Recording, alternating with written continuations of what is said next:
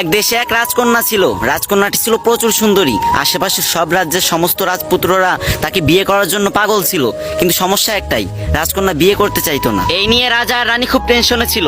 রাজকন্যাকে অনেক বোঝানোর পর অবশেষে সে বিয়েতে রাজি হলো, কিন্তু বলল আমার একটা শর্ত আছে। আমি যে ছেলেকে পছন্দ করব তাকে আমি একটা পরীক্ষা দেব। পরীক্ষাটি হলো সে 3 দিন 3 রাত একটানা ঘুমাইতে পারবে না।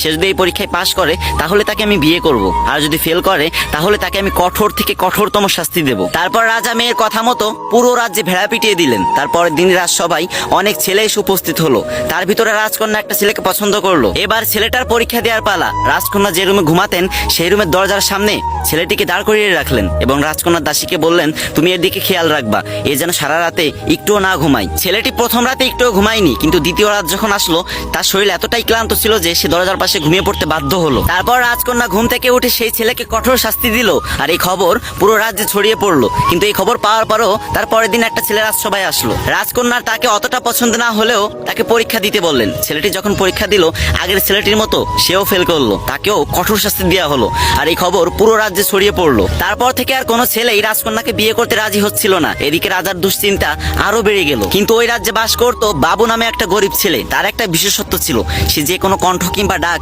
নিমিষে নকল করে ফেলতো, তাই মানুষ তাকে নকল বাবু বলে ডাকতো। শুধু ডাকই না, সে বিভিন্ন ভয়ঙ্কর আওয়াজ করতে পারতো, যেটা শুনে মানুষ খুব ভয় পেয়ে যেত। সে একদিন ভাবলো যে আমি রাজকন্যাকে বিয়ে করব, পরীক্ষা যত কঠিনই হোক না কেন আমাকে পাশ করতেই হবে। পরের দিন বাবু সবাই গিয়ে রাজকন্যাকে বিয়ের প্রস্তাব দিল।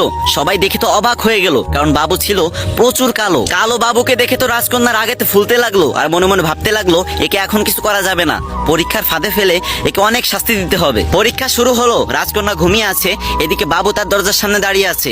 অনেক রাত যখন হয়ে গেল হঠাৎ করে বাবু একটা ভয়ঙ্কর আওয়াজ করে উঠলো। তখন রাজকন্যা আচমকা ঘুম থেকে উঠে গেল, আর চারিদিকে কাউকে দেখতে না পেয়ে বাবুকে জিজ্ঞাসা করলো আচ্ছা এই ভয়ঙ্কর আওয়াজটা কিসের? তখন বাবু খুব ঠান্ডা মাথায় উত্তর দিল দুষ্টু ভূতের। তখন রাজকন্যা বাবুকে ভয়ে ভয়ে প্রশ্ন করলো আচ্ছা দুষ্টু ভূত এখানে কি চাই? তখন বাবু উত্তর দিল দুষ্টু ভূত সুন্দরী অবিবাহিতা মেয়েদেরকে রক্ত চুষে চুষে খায়, পরে তাকে হত্যা করে।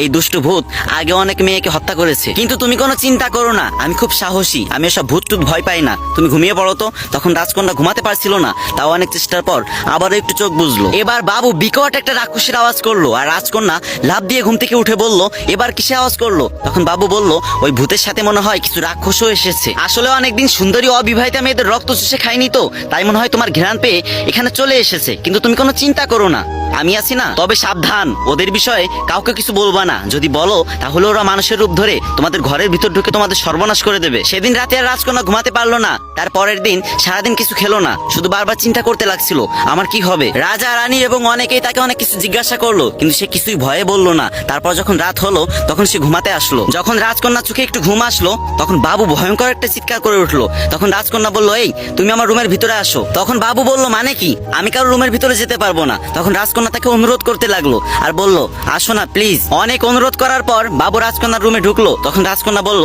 আমার পাশে একটু বসো না প্লিজ, আমি খুব ভয় পাচ্ছি, আমি বাঁচতে চাই, ওরা আমাকে মেরে ফেলবে। এভাবে অনেক অনুরোধ করতে লাগলো। তখন বাবু বলল আমি একটা অবিবাহিত মেয়ের সাথে একটা রুমে কখনোই থাকতে পারবো না, আমি গেলাম। তখন রাজকন্যা বাবুর হাত টেনে ধরলো আর বলল আজকে রাতটাই তো, একটু কষ্ট করে থাকো না, আমি কথা দিচ্ছি কালকে সকালেই তোমাকে আমি বিয়ে করব। এই ভিডিও শিক্ষণীয় বিষয় হচ্ছে এটাই, মানুষ যদি বুদ্ধি খাটিয়ে কাজ করে তাহলে অনেক কঠিন কাজও সহজ হয়ে যায়। ভাই বিশ্বাস করো এই রোদের ভিতরে এখানে দাঁড়িয়ে 2 ঘন্টা টাইম লাগছে আমার একটা ভিডিও করতে।